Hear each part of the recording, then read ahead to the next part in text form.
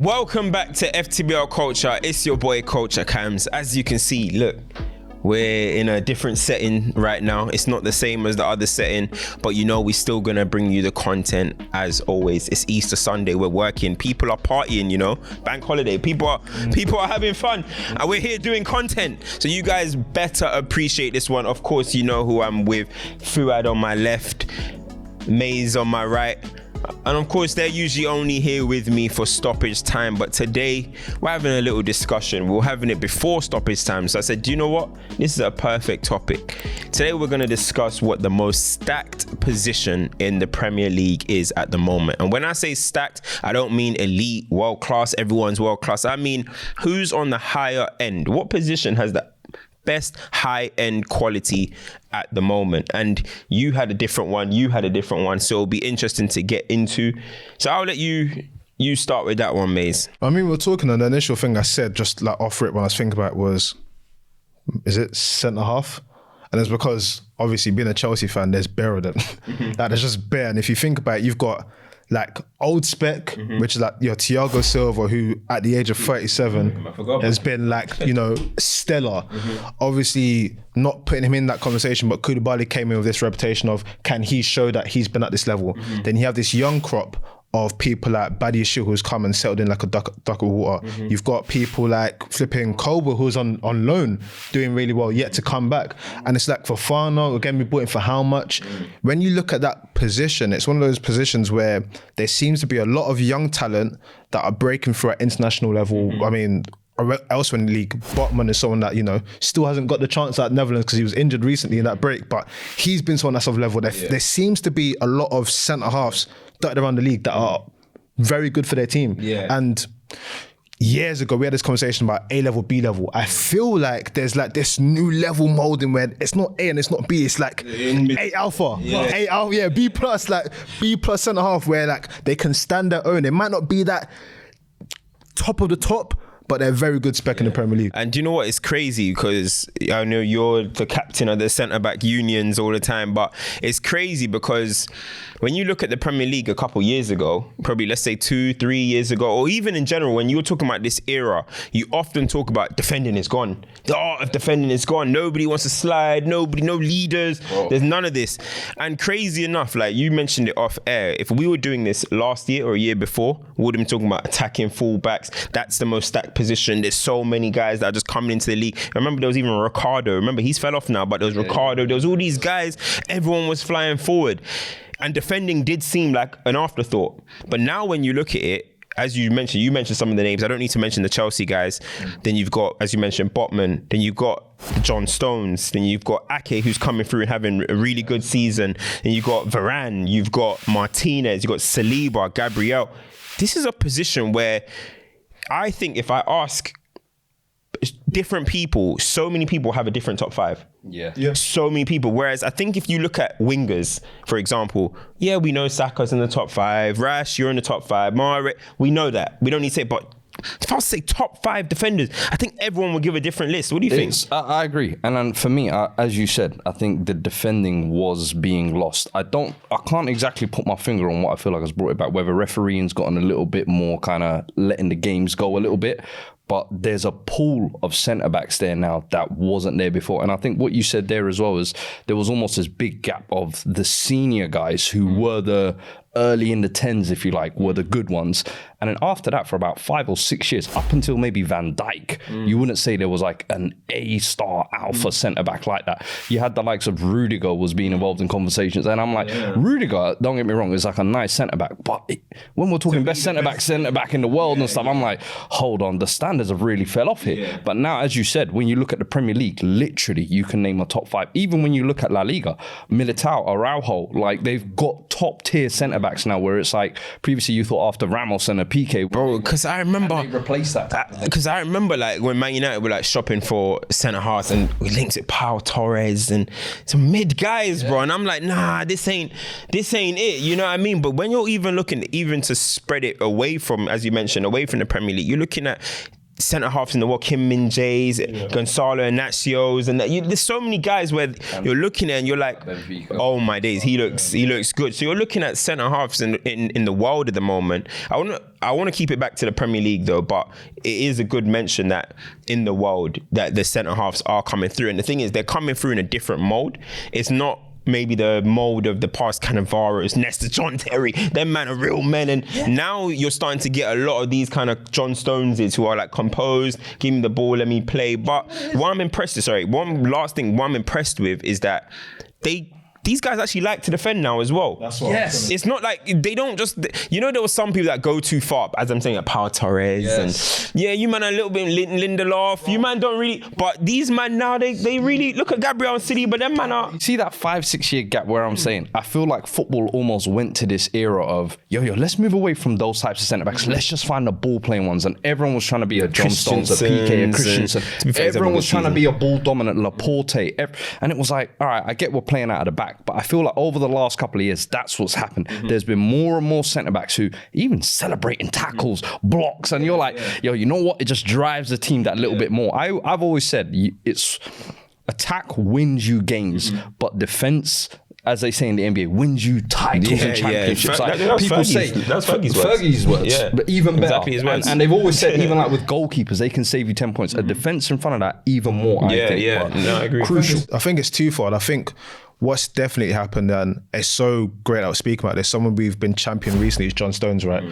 And for so long, one of the things that was unsaid about John Stones is, even though people praise him about his on-the-ball ability, he's always been a good defender.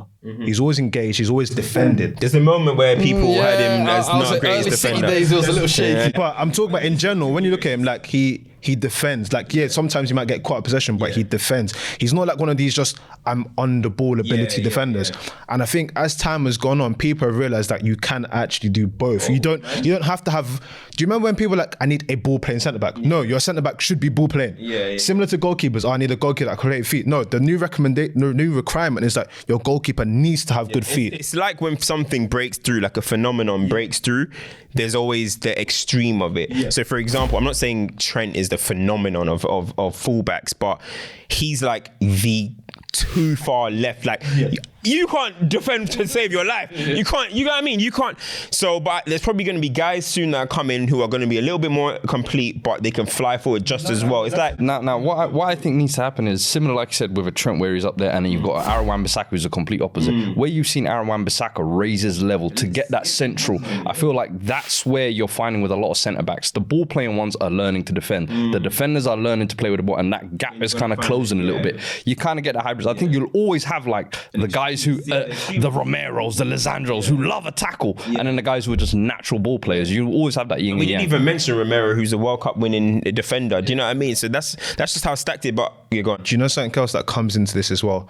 When you look at within the Premier League anyway, like, conversation for another time, but we've kind of moved away from a lot of wide forwards, and you still have like central figures now.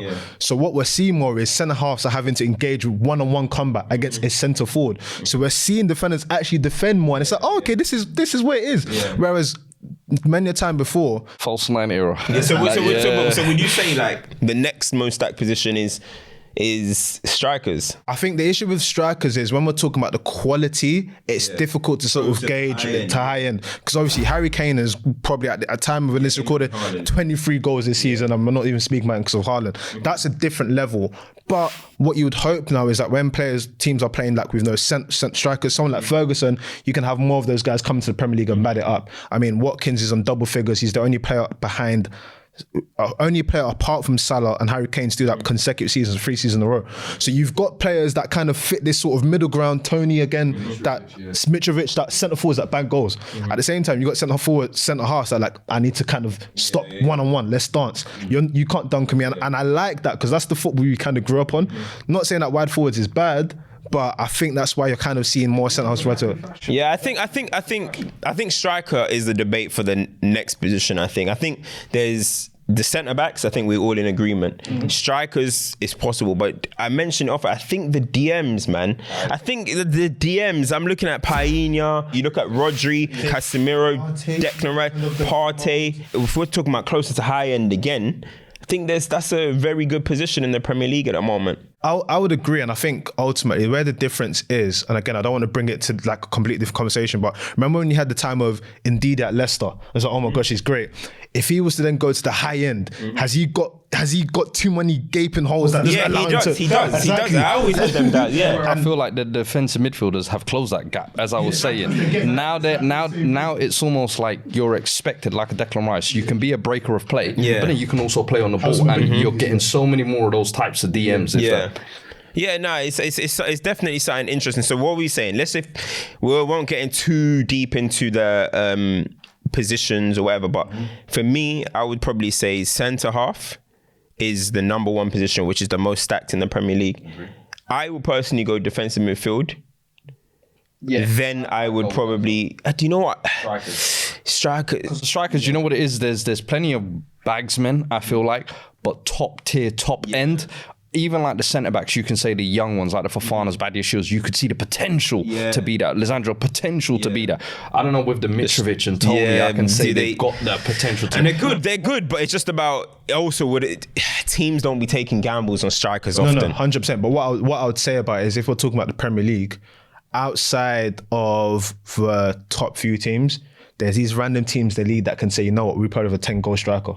Which is, you know what? To be fair, that's true. Fair play. Bamford's and them and Don't say Bamford. Bamford, no, not Bamford. Yes, they are. Not Bamford, not Bamford. There's a few teams that will be like, you know what? If we manage to actually get the ball to him, he'll get 10 goals.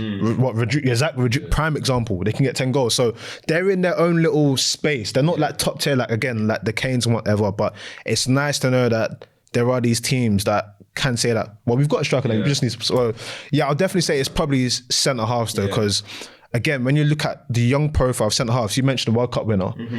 We're mentioning players that we thought they wouldn't even get to World Cup squad. Remember the whole Gabriel? Like, he needs to be playing, he doesn't even play. We're mentioning players that now starting for their international teams. It's crazy when you actually go through your list. Like, let's go through it. Like, Thiago, Badiashile, Fofana. Then that's just that Chelsea. Then Saliba. Gabriel. Ben White. He's playing at the right back, but Ben White. You can include him in that. Yeah. Then you got Martinez. And then you got Varane. Yeah. And then you got John Stones. Yeah. Ake. Romero. Yeah. Laporte is a bench warmer. Yeah. Like, Kanji. Yeah, don't joke with that one. Don't joke with that one. Don't joke with that. And then Romero, World Cup winner. We're not even really thinking about him. Botman. Someone might try and say, sure, no, let's just slow down with that. But even if you look at like some of the lower teams, some of the centre halves that they operate with, That's what I'm saying. Anderson. Boy, Anderson and Gay as a partnership for that level of team. Yo, let's not laugh at Dunk. He's been consistent. If we're gonna hype the short crosses and that, we gotta give Dunk his credit. I'm saying gotta give him his dues. But listen. Obviously, what we like to do on this show is basically we're just having a brainstorm. We're just having fun. But we want you guys in the comments to let us know what is the most stacked position in the Premier League. So, as I said. Go on. I'd say, and top 5 for each position that you think possibly, actually. Give us like a ranking of your top 5 centre-backs that you think currently, top 5 forwards, and then top 5 DMs as well. So if you're gonna say, so ours is basically DMs, strikers, and centre-halves. So if you're gonna drop a comment in below, let us know what your top 5 of each position is, and let us also know which one is the most stacked position in the Premier League. And when I say that, we mean which one has the most high-end quality per position. It might be something we ain't mentioned. Some people might say centre midfield. Some people might say fullbacks. They might even say goalkeepers. You know, every goalkeeper's trying to play now and all that. Who knows? But that's what you guys are here for. That was another episode of FTBL Culture. Of course, Stoppage Time would already been out by now. But if you haven't watched it, go back and watch this week's Stoppage Time. As I said, it's bank holiday. We're here for you guys. Like, share, subscribe, turn the notifications on. That's another episode on CultureCams. And I'm out.